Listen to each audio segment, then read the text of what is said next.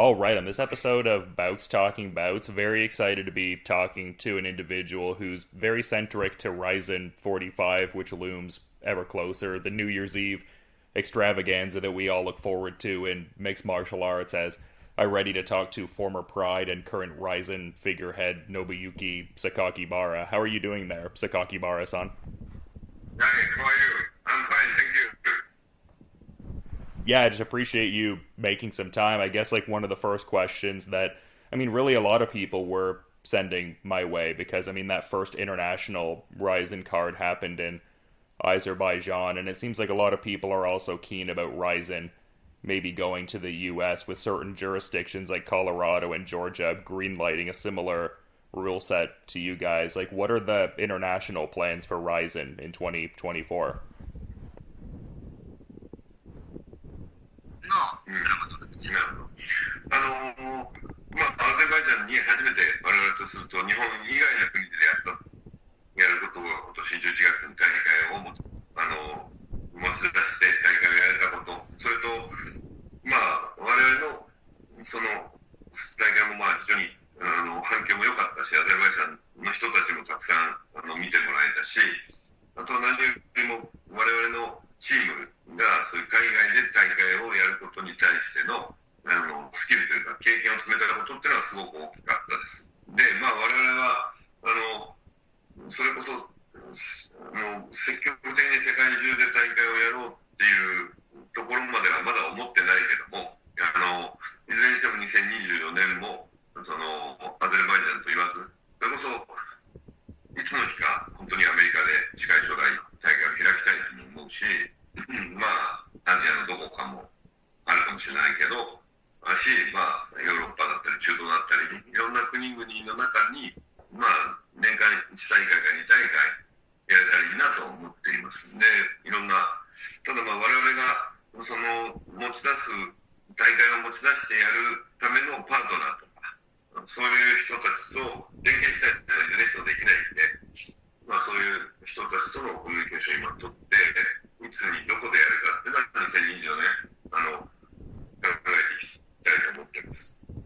Yeah, so first of all, we were able to successfully operate our first international event in Azerbaijan this year. And, we're very glad that we're able to do something, make a presence internationally. And we're glad that it got a lot of attention. And most importantly, I'm very excited. I'm very grateful that we were able to have our RIZIN team experience the international events and operations. And I think that's a big takeaway from our Azerbaijan event. As far as 2024, we're not too eager on doing events all over the world, but doing an event in the U.S. is definitely one of the things on our bucket list. That eventually we'd want to do something, an event in the United States.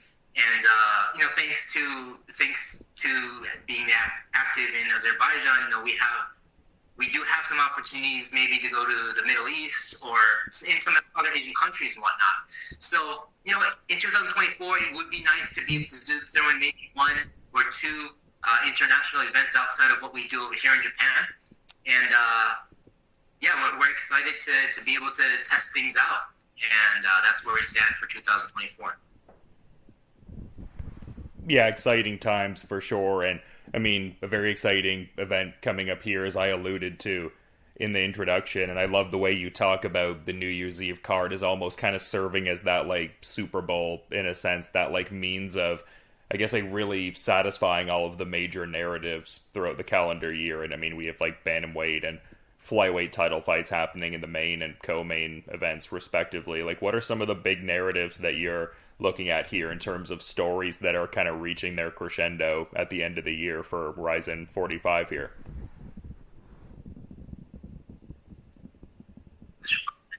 本当に格闘技の多様性っていうか、本当にもちろんトップコンテンダー同士のもうキャリアも積んで実績も積んでレベルアップしたトップアスリート同士の戦いから、でも戦いには別にアマチュア同士の戦いもあれば、まだ本当にデビューする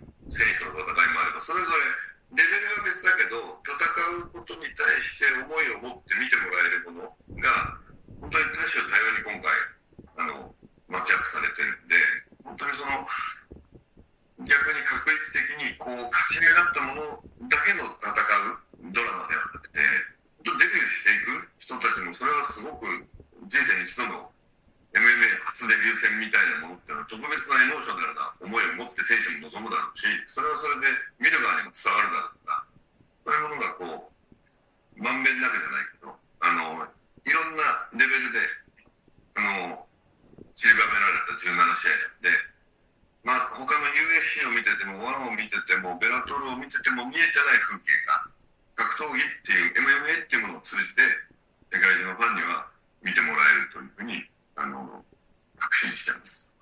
Yeah, so the narrative of the story, or of this New Year's Eve event, what the story what we want to tell is that, combat sports is for everybody, and the fight is for everybody. Why I'm saying this is because, when you look around all the fight content all over the world, it's all about determining the best of the best. It always has to be the best fighters fighting the best fighters to determine the best. But this approach this year, our approach is a little slightly different, where we want to show the diversity of what we have in a combat sports scene. So we have our world-class athletes fighting for title fights. And on the other hand, we have, guys making their MMA debuts. But what we can do is that we can make people care of each fighter and each fight because everybody fights for a reason. And we like to tell the story on why these people fight. And if you get the fans interested in why these people fight, it doesn't have to be the best guys. So we have anything for the first time, making your MMA debut or kickboxing debut, anything. It's all emotional and it's a memorable experience. So, for this year, we've got 17 fights for this New Year's Eve event. We have world-class title fights. We have MMA debuts. We've got mid-level fights. We have some kickboxing fights with open finger gloves. We just want to deliver to what the fans want to see, and we just want to show the diversity that we can make people care about fights that are not the best in the world.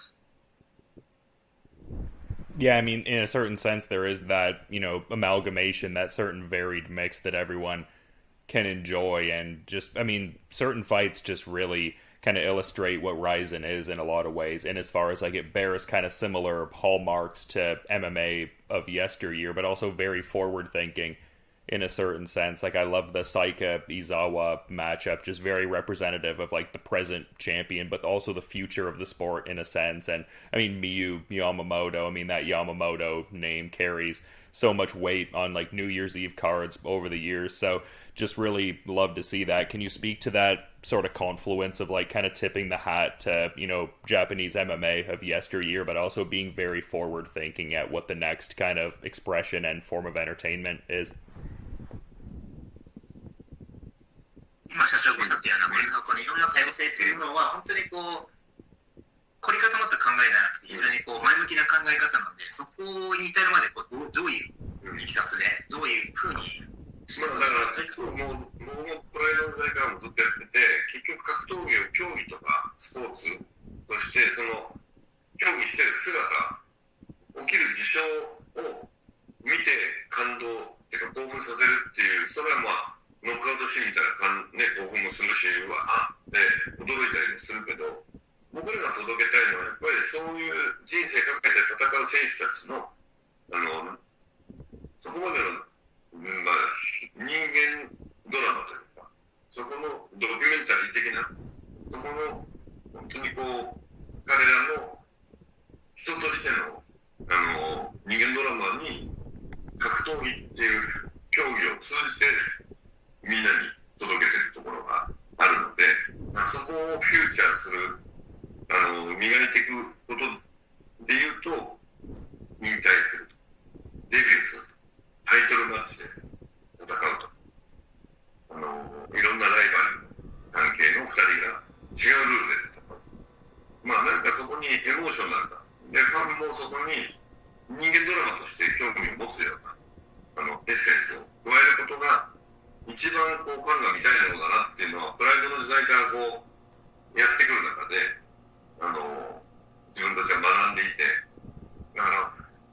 年の大会はすごくそういう意味ではいろんなみんなが見たい人間ドラマがバラエティ色豊かに揃えられていることでいうと去年以上かなと思ってます。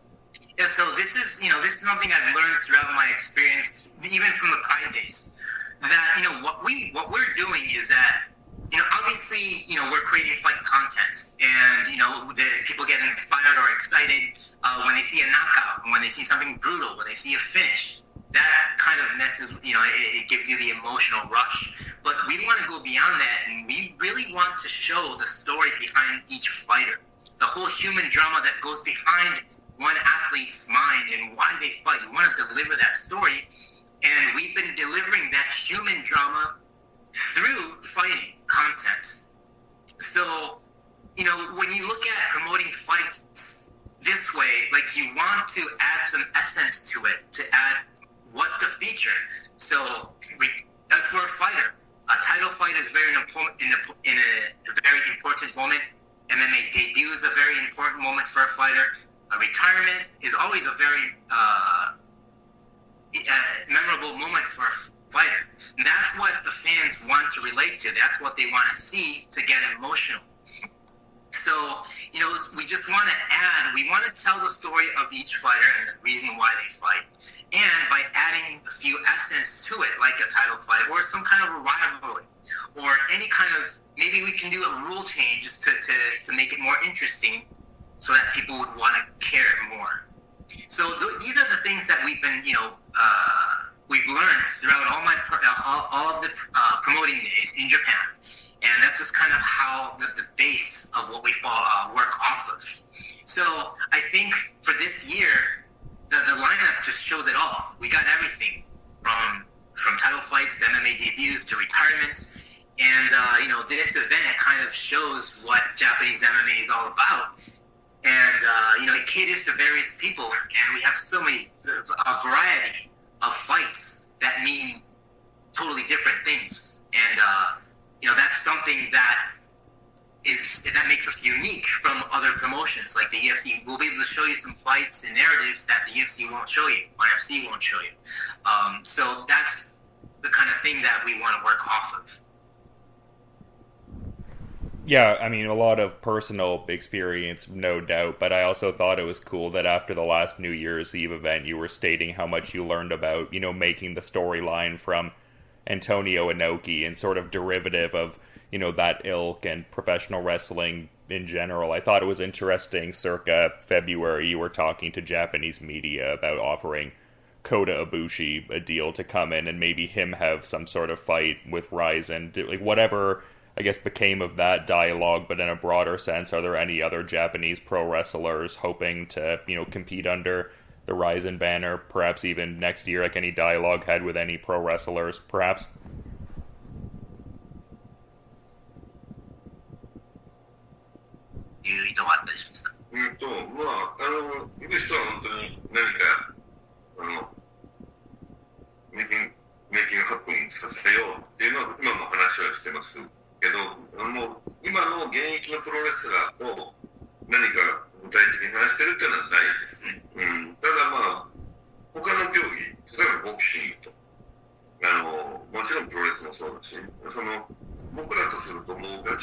MMA のユニファイドのルールでとにかく勝利することだけをが自分たちのミッションというか目的だっていう試合そういうマッチアップをして順位決定戦、ランキングをつけてないんでねにしたくないと思って他のプロモーションがやらないもっとでも格闘技って幅広く魅力もあってすごく魅力もあってそれが多くの人たちに届くものだったら他のプロモーションがやらないチャレンジはもちろんしたいしそのためには他の競技の選手たちがここのRIZINという舞台で新しいユニークなルールでチャレンジしていくということは仕掛けたいと思ってるんで、今直接イブシ以外の選手とプロレスラーで直近話してるってことはないですけどもプロボクサー他のプロの格闘技選手とか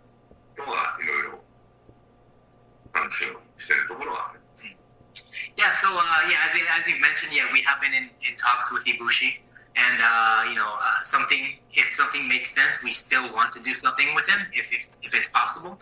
But other than Ibushi, like current active pro wrestlers, we haven't been communicating with any of them. But we've been communicating with other professional sport athletes, from boxing or other professional combat sports. Yes, we have been talking to certain professions. Our goal is to not stick with the unified MMA rules, because combat sports is so much more. It has so much more to offer. But when you limit yourself under certain rules, there's only so much you can do, and there's only so much things that you can do with under one rule set. And but combat sports is just so much more to offer, and there's so many ways to approach the sport on how to make people care.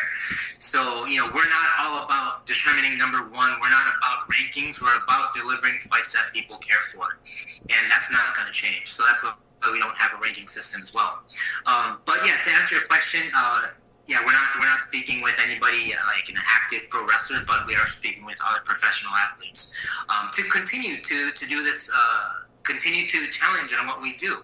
We don't know what's going to work, but if some other a fighter athlete from a different profession decides to compete in RIZIN under custom rules or special rules, then be it. If people care, we want to try it out and see if it works out. If it doesn't, it doesn't. If it does, it does. So we don't want to limit ourselves to a certain rule set. And that's how we have been, and that's how we will continue to be.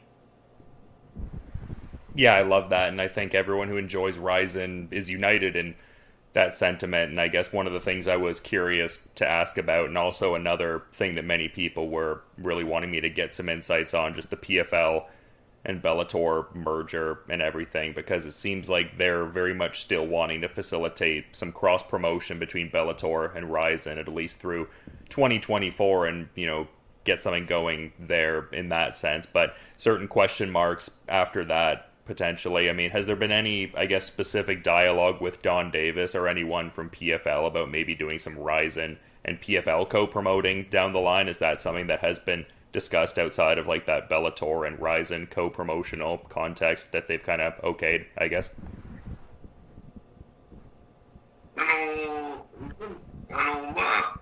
いずれにしても今はとにかく大晦日の大会を成功させるってことに集中してるっていうことと、ドン・デイビスさんも含めて年が明けた2024年から具体的な話し合いをしていきたいと思ってます。で、僕の考えはもう過去もこの先も変わらないので、彼らがオープンマインドでこのスポーツの未来に向けて2つのプロモーションとか違う国の違う文化の中で育った団体がそれぞれ共有するというか、それぞれ力を合わせて、やっていくことっていうのはこのスポーツにおいては必要なので、プロモーションが独立独歩で順位決定戦やってたらつまんないんで、当初から言ってるみたいにチャンピオンズリーグだったりワールドカップだったりみたいな横串を刺す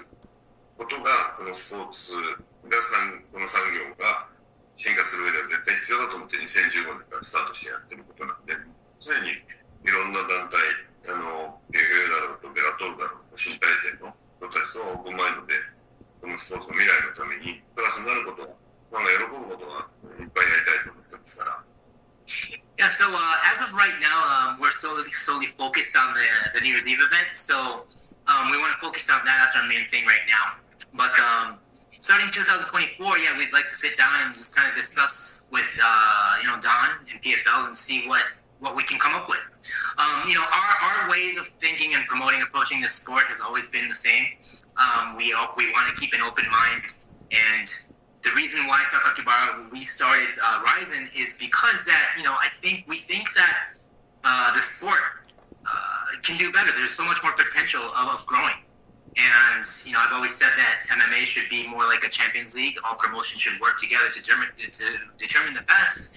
Instead of just sticking with your own promotion and locking your fighters up and not having them fight elsewhere.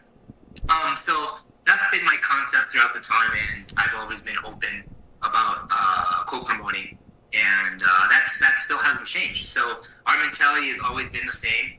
our doors are always open. And if there's another promoter out there who has that open-minded and share the vision of by opening up the borders, it helps the sport. Without cooperation amongst, without the side connections with the promotions cooperating with one another, there is no growth to the sport. And we do believe that these promoters working together and delivering what the fans want to see is the way the sport's going to take.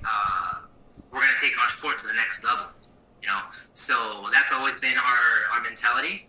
And if there are other promoters out there who feel that way, we are always open, and we're always open to discuss any kind of co-promotions.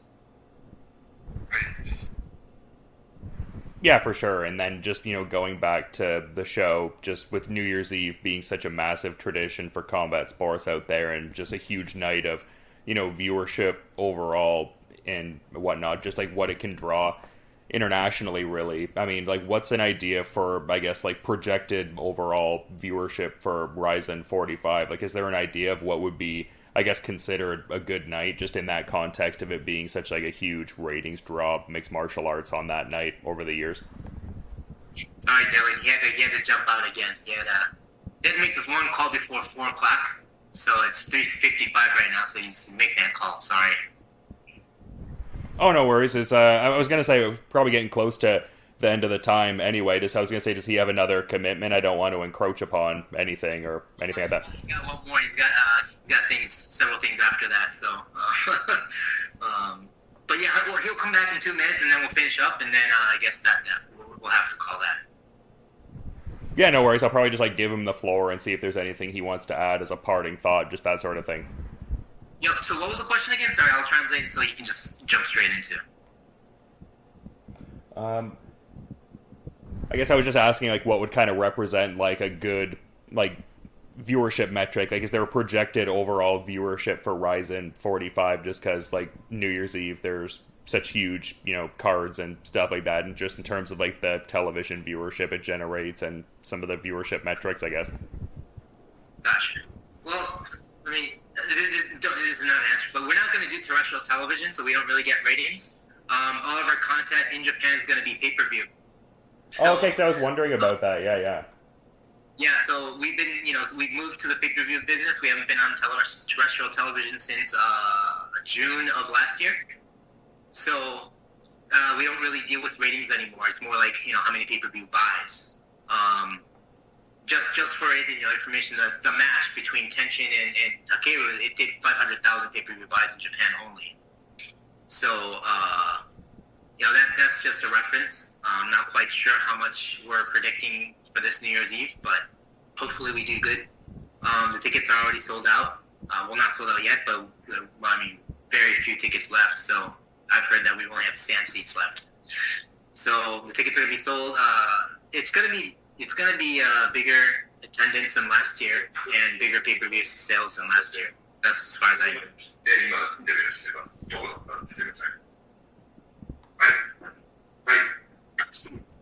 お願いします。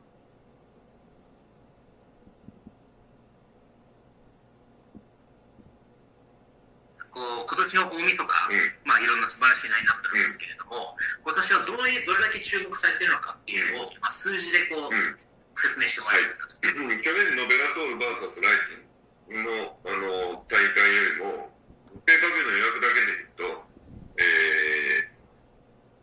2倍以上予約が来てるんです。